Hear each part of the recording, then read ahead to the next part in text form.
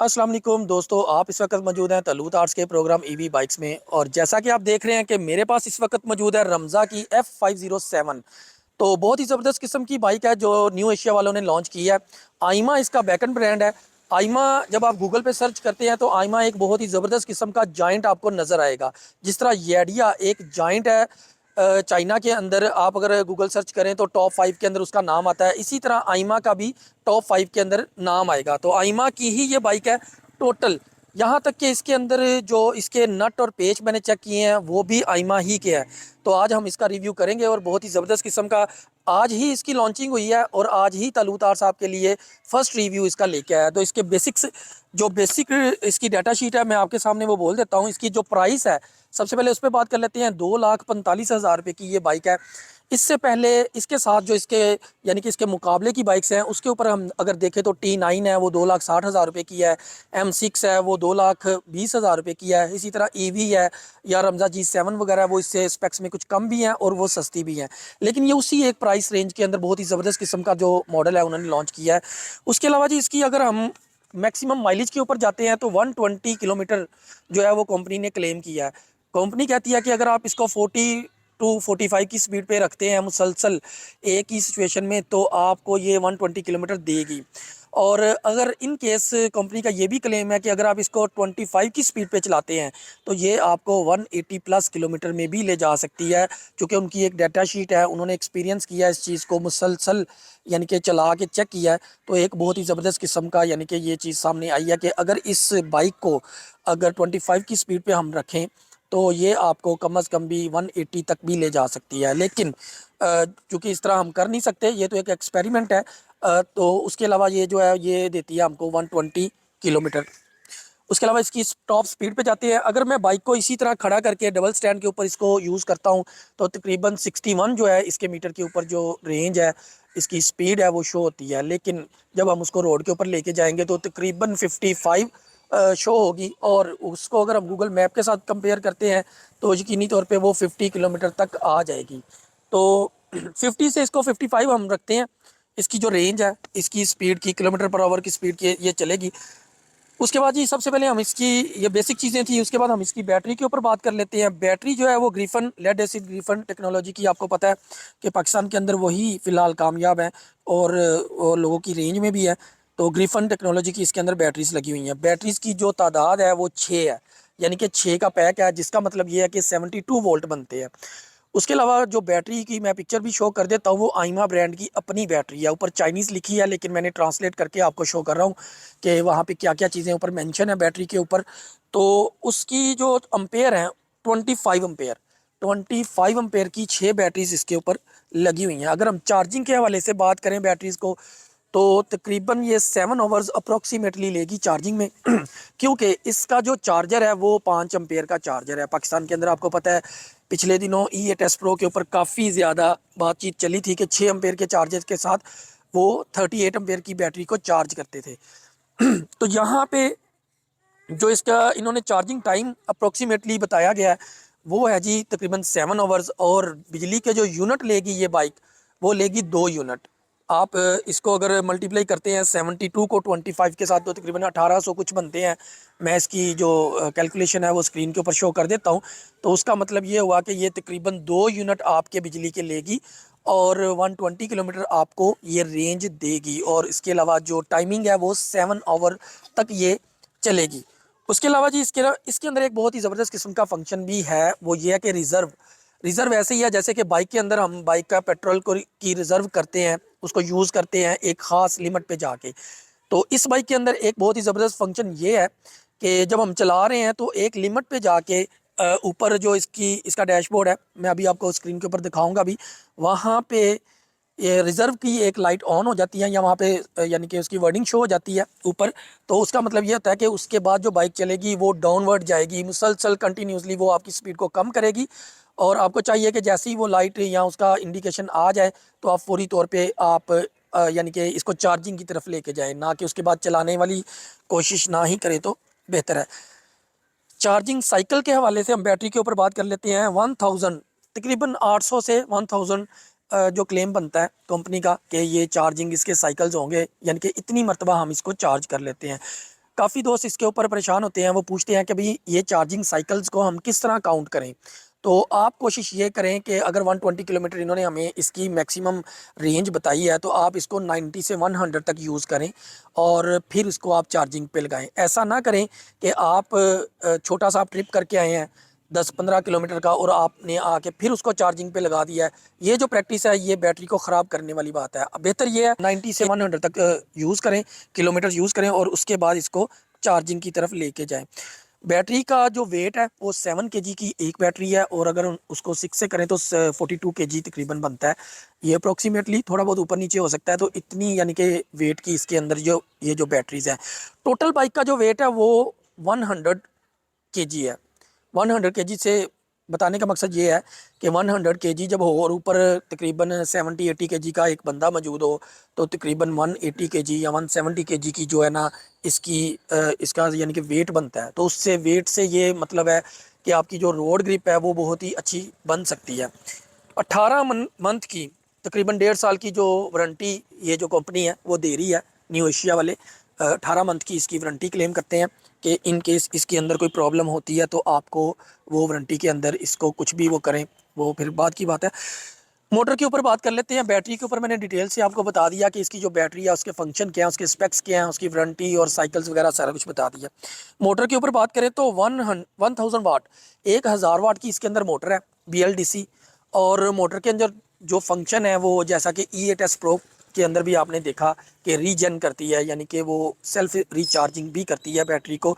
तो सेम वही फंक्शन इसके अंदर मौजूद है। इसके अंदर जो इसकी मोटर के अंदर एक खास फंक्शन वो मैं आपको इसके हैंडल बार के ऊपर जो बटन है वहाँ से भी दिखाऊंगा रिवर्स का, कि आप इसके ऊपर यहाँ पे एक बटन मैं कर देता हूँ स्क्रीन के ऊपर। अगर आप उसको पुश करके रखते हैं, प्रेस करके रखते हैं और थ्रोटल को आप मूव करते हैं तो ये बाइक बैक भी जा सकती है। चूँकि काफ़ी आपको पता है कि ख़वातीन के लिए एक बाइक को थोड़ा आगे पीछे मूव करना, आगे को तो चले मूव होती है लेकिन पीछे को मूव करना थोड़ा सा मसला होता है। तो उस मसले को हल करने के लिए इन्होंने रिवर्स की ऑप्शन दी है, जो कि बहुत ही ज़बरदस्त किस्म की ऑप्शन है। मैं समझता हूँ कि वो हर बाइक के अंदर मौजूद होनी चाहिए। ये बहुत ही ज़बरदस्त किस्म का एक फ़ीचर है रिवर्स का। उसके अलावा जी मोटर आमतौर पे लोग सवाल दोस्त करते हैं काफ़ी ज़्यादा कि क्या हम इसको पानी से धो सकते हैं या पानी के अंदर यूज़ कर सकते हैं। तो बिल्कुल ये एक वाटरप्रूफ मोटर होती है, इसको आप पानी के अंदर जिस तरह मर्ज़ी यूज़ करें। इसको इंशाल्लाह ताला उम्मीद बहुत ज़्यादा है कि कुछ भी नहीं होने वाला। एक फंक्शन होता है क्रूज़ कंट्रोल।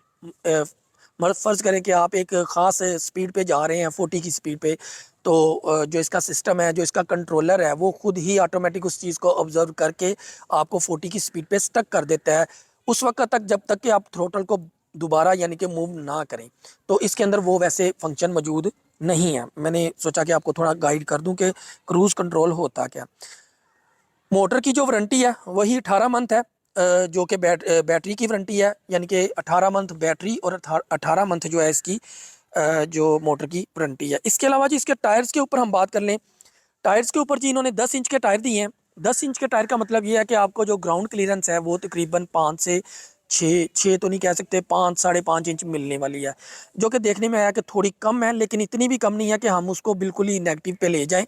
आम तौर पे शहरों के अंदर यानी कि जो रोड्स हैं वो आम तौर पे क्लियर ही हैं, तो वहाँ पे चलाना इसके लिए कोई इशू नहीं है। दूसरी बात यह है कि अगर इनकेस नीचे से टच हो भी जाती है बाइक, तो वो नीचे एक प्लास्टिक है फ्रेम के नीचे, तो वो साथ टच हो जाता है और वहाँ पे अगर निशान कोई इस तरह के आ भी जाए तो वो इतना कोई इशू नहीं बनता। तो ट्यूबलेस टायर हैं जी। इसके ट्यूबलेस टायर का आपको पता है सबसे बड़ा ये फ़ायदा है कि कहीं भी अगर पंचर हो जाए तो आपको पता है वो फ्लैट नहीं होते।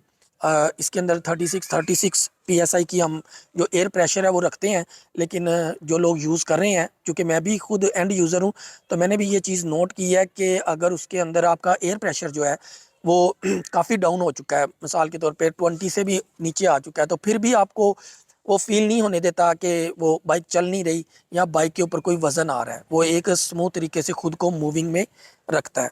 तो फ्रंट साइड पे इन्होंने जी फ्रंट साइड पे एक तो डिस्क ब्रेक दी है और दूसरा अलॉय रिम दिए हैं, यानी कि आपको अलॉय रिम फ्रंट साइड पे मिलते हैं। चूँकि बैक साइड पे इसकी हब मोटर है, तो हब मोटर में फिर अलॉय रिम का यूज़ करना आपको पता है कि वो मुमकिन ही नहीं है वहाँ पे। तो बैक साइड पे हब मोटर है टायर के अंदर उसके यानी कि रिम की जगह पे, और फ्रंट साइड पे जो है वो अलॉय रिम है। अलॉय रिम आप समझते हैं कि वो बहुत ही ज़बरदस्त किस्म की यानी कि होते हैं, उनके ऊपर कोई ख़राबी वगैरह होना बहुत मुश्किल होता है। तो ये चीज़ थी जी इसके टायर के हवाले से। सीट और स्टोरेज के हवाले से मैं आपको बताता चलूँ कि ये जो सीट है यहाँ से लेके और यहाँ तक तकरीबन जो इसका साइज़ बनता है वो 24 इंच है। अगर हम इसको बिल्कुल डेड यहाँ तक ले जाएं और यहाँ से बिल्कुल डेड तक लेके आएँ तो तकरीबन वो बन जाती है 28 इंच। यानी कि आप इसको अप्रोक्सीमेटली समझ सकते हैं कि 24 से 28 इंच के दरमियान दरमियान जो इसकी ये सीट है वो मिल जाती है। इसके साथ ये बैक रेस्ट भी है, जो बैक साइड पे बंदा बैठता है वो बहुत आसानी के साथ टेक लगा सकता है। और इसकी सबसे बड़ी जो मज़े की बात ये है कि बैक रेस्ट पे इन्होंने यहाँ पे 2 पेच भी दे दिए हैं, जो कि स्क्रीन पे मैं आपको शो भी करूँगा। आप इसको उतार भी सकते हैं बहुत आसानी के साथ। एक चीज़, दूसरी चीज़ है जी यहाँ पे फुट प्लेट है जहाँ पे आप पाँव रखते हैं। ये बहुत ही ज़बरदस्त किस्म की स्पेस है। इस स्पेस को मैंने कंपैरिजन किया बाकी बाइक्स के साथ, तो मुझे ऐसा फील हुआ है कि ये दूसरों की निस्बत ज़्यादा है। ये तकरीबन सेंटर से अगर हम यहाँ से इसको थोड़ा मेजर करें तो ये बनती है तकरीबन 14 इंच। और अगर हम इसको थोड़ा सा डाउन है यहाँ से लेके वहाँ तक कर लें तो ये बन जाती है तकरीबन 18 इंच। तो हम इस चीज़ को यानी कि समझ सकते हैं कि तकरीबन 14 से 18 इंच के दरमियान दरमियान हमें ये स्पेस मिलती है। आपको पता है इस स्पेस का इतना ज़बरदस्त फ़ायदे हैं कि आप इसके ऊपर पानी की बोतल या सिलेंडर या कोई इस तरह की कोई भी चीज़ जो कि आम बाइक पे रखना टैंकी के ऊपर बहुत मुश्किल है, वो आप यहाँ पे बहुत ही आसानी के साथ रख सकते हैं और उसको डेली यूज़ के अंदर प्रैक्टिकली लाइफ के अंदर बहुत ही ज़बरदस्त तरीके से और बहुत ही आसानी के साथ यूज़ कर लेते हैं। उसके बाद ही इसके अंदर जो अंडर सीट स्टोरेज है वो तकरीबन जो है वो 30 लीटर अप्रॉक्सीमेटली है। इसके ऊपर कोई मुझे स्पेसिफिक यानी कि वर्डिंग नहीं मिल सकी, लेकिन मैंने कुछ इसका आइडिया लिया है कि ये स्पेस कितनी है इसकी अंडर सीट जो स्टोरेज है। तो ये तकरीबन ना 30 लीटर है। इसके अंदर मैं आपको दिखाऊंगा हेलमेट रख के भी एक बड़ा, कि स्क्रीन पे शो भी हो रहा है कि एक पूरा बड़ा हेलमेट इसके अंदर बहुत आसानी के साथ आ सकता है और बहुत ही ज़बरदस्त किस्म की इसके अंदर स्पेस है। आगे चल के मैं उसके ऊपर भी आपको कोशिश करूँगा वीडियो के अंदर जगह जगह पे आपको हर चीज़ को उसकी पिक्चर्स और उसकी वीडियो भी दिखाता जाऊँ। लाइटिंग के हवाले से बात कर लेते हैं जी। लाइटिंग के हवाले से इसके जो हेडलाइट के लेंस हैं वो 3 लेंस हैं। आप चूँकि E8s प्रो का मैं इसलिए बार बार नाम लेता हूँ कि मैं खुद उसका एंड यूज़र हूँ और उसके अलावा वो आमतौर पे पाकिस्तान में काफ़ी मौजूद भी है। कहने का मकसद ये है कि उसके अंदर भी 3 लेंस है, वो 3,60,000 रुपये वाली बाइक के अंदर। और इसके अंदर भी इसकी जो हेडलाइट है जैसा कि आप स्क्रीन पे देख रहे हैं, इसके अंदर भी यानी कि इसके जो लेंस हैं वो 3 है। 3 के अंदर होता ये है कि जब आप उसको फर्स्ट स्टेप पे लेके जाते हैं, यानी कि पहले नंबर पे इसका बिल्कुल ऑफ होता है, दूसरे नंबर पे जब आप करते हैं तो DRL चल जाता है। उसके अलावा जब आप उसको तीसरे नंबर पे लेके जाते हैं तो आपको हेडलाइट की जो फर्स्ट एक लेंस है वो चलना शुरू हो जाता है। उसके अलावा लो हाई बीम का फिर इसके हैंडल बार के ऊपर बटन है, आप उसको अगर यूज़ करते हैं तो आपको फिर 3 लेंस की लाइट हेडलाइट जो है वो सामने थ्रो करती नज़र आएगी। तो वो एक बहुत ही ज़बरदस्त और जानदार किस्म की होती है। मैं कोशिश करूँगा वीडियो के अंदर आपको इसका नाइट विजन जो है या नाइट व्यू है वो दिखाऊँ। तो ये इसकी जी लो हाई बीम और ये यानी कि हेडलाइट के फंक्शन से DRL जो है इसका वो बहुत ही ज़बरदस्त किस्म का है। मैं कोशिश करूँगा आपको इसको इसके अंदर दिखाऊँ और बैक लाइट इसकी जो है वो बहुत ही खूबसूरत किस्म की है। जैसा कि आप वीडियो के अंदर देख भी रहे हैं, पूरी की पूरी LED है और बहुत ही यानी कि वो ब्राइट है। अगर आप नाइट विजन में जा रहे हो तो आपको वो बहुत ही ज़बरदस्त किस्म की और बहुत ही ब्राइट नज़र आती है। उसके अलावा जी की फीचर्स के अंदर हम आ जाते हैं। इसकी जो चाबी है मेरे हाथ में भी है और मैं वैसे भी आपको दिखाऊंगा वीडियो में थोड़ा क्लोजअप में। आपको 2 कीज़ मिलती हैं और 2 रिमोट्स मिलते हैं। कीलेस एंट्री है। आप इसके ऊपर 3 किस्म के बटन है। सबसे पहले इसके ऊपर लॉक का बटन है, उसके अलावा इसके अंदर ऑन ऑन करने का बटन है और एक सेंट्रल लॉकिंग का बटन है। 3 किस्म के इसके अंदर बटन होते हैं। सेंट्रल लॉकिंग जो है वो इसकी ज़बरदस्त किस्म की है। फ़र्ज़ करें कि अगर आपने इसको सेंटर लॉक कर दिया है तो इसको कोई भी बंदा जो है वो मूव करता है बाइक को, तो फर्स्ट टाइम पे वो इंडिकेशन जो देती है वो बड़ी नॉर्मल सी होती है, लेकिन जब वो दोबारा उस चीज़ को मूव करता है तो उसकी इंडिकेशन जो है वो बहुत तेज़ हो जाती है और वो बंद नहीं होती उस वक्त तक जब तक कि आप उसको रिमोट के थ्रू बंद ना कर लें। एंटी थेफ्ट अलार्म उसको कहते हैं। इसके अलावा सेंट्रल लॉकिंग और एंटी थेफ्ट के ऊपर मैंने आपको बता दिया है। ऑडोमीटर के ऊपर आ जाते हैं। इसके मीटर के ऊपर क्या क्या फंक्शन है वो मैं आपको बता देता हूँ। उसके ऊपर सबसे पहले तो माइलेज इसकी शो होती है, स्पीड शो होती है बिल्कुल। ट्रिप मीटर नहीं है इसके अंदर। ट्रिप मीटर जैसा कि हमने दूसरी चीज़ एक और चीज़ पे मैंने बताया आपको कि हैज़र्ड जो लाइटिंग फ्लैशिंग है अगर वो ना भी हो तो गुजारा हो जाता है, लेकिन ये जो चीज़ है ट्रिप मीटर ये अगर हो जाता तो बेहतर था, क्योंकि इस तरह की जो चीज़ें होती हैं वो बड़ी प्लस पॉइंट में जाती हैं। तो ट्रिप मीटर इसके अंदर नहीं है। उसके अलावा जी बैटरी के बार्स शो होते हैं सेल की सूरत में। बैटरी के वोल्ट जैसे ही आप इस चीज़ को ऑन करते हैं तो बैटरी के वोल्ट भी बड़े वाज़ेह तौर पे नज़र आते हैं। उसके अलावा जी रीजन सिस्टम जो है वो उसकी इंडिकेशन भी होती है रीजन की, क्योंकि इसके अंदर रीजन सिस्टम है तो वो एक बड़ी वाज़ेह तौर पे उसको शो करता है। इसके अलावा जी इसकी जो मीटर है उसके ऊपर रिज़र्व जो बैटरी बचती है, जैसा कि जहाँ से इसका डाउनफॉल शुरू होता है वो चीज़ भी शो होती है। स्पीड मोड्स जो हैं इसके वो 3 है, यानी कि आप 1 2 3 के ऊपर यूज़ कर सकते हैं। हैंडल बार के ऊपर उसका बटन भी है बड़ा वाज़ेह किस्म का। पार्किंग मोड है, पार्किंग मोड का बटन भी मौजूद है, आप इसको पार्किंग में भी लगा सकते हैं। सेफ्टी के हवाले से बहुत अहम जो है इस फंक्शन को गिना जा सकता है, क्योंकि सेफ्टी जो है वो सबसे पहली होनी चाहिए। तो पार्किंग मोड में आप ले जा सकते हैं ताकि कोई भी, यानी कि आप आके इसके थ्रॉटल को अगर मूव करता है तो वो बाइक जो है वो आपके नीचे से नहीं निकलती। तो इस तरह की चीज़ें इसके अंदर सारी की सारी ऑलमोस्ट मौजूद है। उसके अलावा जी इसके और फंक्शंस के बारे में टेलीस्पोनिक टेलीस्पोनिक जो है इसके फ्रंट शॉक का सिस्टम है, और बैक साइड पे जो शॉक सिस्टम है वो स्प्रिंग टाइप है। और उसके अलावा जी वेट के बारे में मैंने आपको बता दिया। लोड कैपेसिटी लोग दोस्त पूछते हैं बहुत ज़्यादा कि इसके ऊपर हम कितना लोड डाल सकते हैं, तो इसके ऊपर हम तकरीबन 150 से 160-170 तक बहुत आसानी से डाल सकते हैं और आप इसको मूव कर सकते हैं। तो ग्राउंड क्लियरेंस मैंने आपको पहले बता चुका हूँ कि तकरीबन 5 इंच के करीब आपको मिलने वाली है। इस बाइक के अंदर जो कलर आपको मिलने वाले हैं वो रेड, सिल्वर और ब्लैक है। ब्लैक कलर बहुत ही ज़बरदस्त किस्म का होता है, जबकि रेड और सिल्वर, तो रेड आप देख रहे हैं और सिल्वर भी मौजूद है। इसके फीचर्स में ख़ास जो चीज़ मुझे लगी है वो इसकी माइलेज है। माइलेज के ऊपर जो है ना कंपनी ने काफ़ी एक्सपेरिमेंट किया है। मैंने वो डाटा शीट भी चेक की है, देखा है कि उन्होंने इसको 180 किलोमीटर से भी ज़्यादा, यानी कि थोड़ी स्पीड आप स्लो करें तो ये आपको बहुत दूर तक ले जाने वाली है, जो कि सबसे ज़बरदस्त चीज़ है। बाकी जो है, बाकी सारी चीज़ें जो है मैं कोशिश करूँगा आपको वीडियो के अंदर हर जगह पे जो भी चीज़ मैं बोलूँ वो आपको साथ दिखाऊँ भी। अभी हम इसकी टॉप स्पीड या टॉप माइलेज के ऊपर भी यानी कि कोशिश करेंगे कि इसके टेस्ट लेके आएँ, आगे वीडियोज़ और लेके आएँ, और मुसलसल इसके ऊपर नज़र रखें कि ये जो बाइक है आइमा, चूँकि आइमा आपको बताता चलूँ एक मरतबा फिर कि आइमा की इससे पहले पाकिस्तान के अंदर कोई बाइक जो है वो लॉन्च नहीं हुई। ये फर्स्ट बाइक है जो कि न्यू एशिया रमज़ा F507 के नाम से लेके आए हैं, और मुझे उम्मीद है कि ये बहुत ही ज़बरदस्त होने वाली है। मिरर्स के हवाले से जैसा कि आप देख रहे हैं, इनके दरमियान जो आपस में गैप है वो बहुत ही ज़बरदस्त है। गैप से ये होता है कि जब आप अपनी आइस कॉन्टेक्ट करते हैं इसके साथ तो आपको बैक साइड पे जो नज़र आता है व्यू वो बहुत ही क्लियर होता है। आमतौर पे हमने CD70 का व्यू देखा है कि उसके अंदर आधा तो हमारा अपना जिस्म आ रहा होता है बीच में, तो बैक व्यू जो है वो देखना थोड़ा मुश्किल होता है। तो इसके मिरर्स जो है वो काफ़ी, चूँकि गैप है इनके दरमियान, तो इस तरह फिर उनका जो है ना साइड मिरर से बैक पे देखना वो बहुत ही ज़बरदस्त और क्लियर होता है। तो उम्मीद है जी आपको आज की वीडियो पसंद आई होगी। वीडियो पसंद आए तो वीडियो को लाइक ज़रूर कीजिएगा और चैनल को ज़रूर सब्सक्राइब कीजिएगा। इंशाल्लाह बहुत जल्द बहुत सी बाइक्स आने वाली हैं, उनका कोशिश करेंगे कि हर बाइक का फ़र्स्ट रिव्यू आपको दिया करें। शुक्रिया।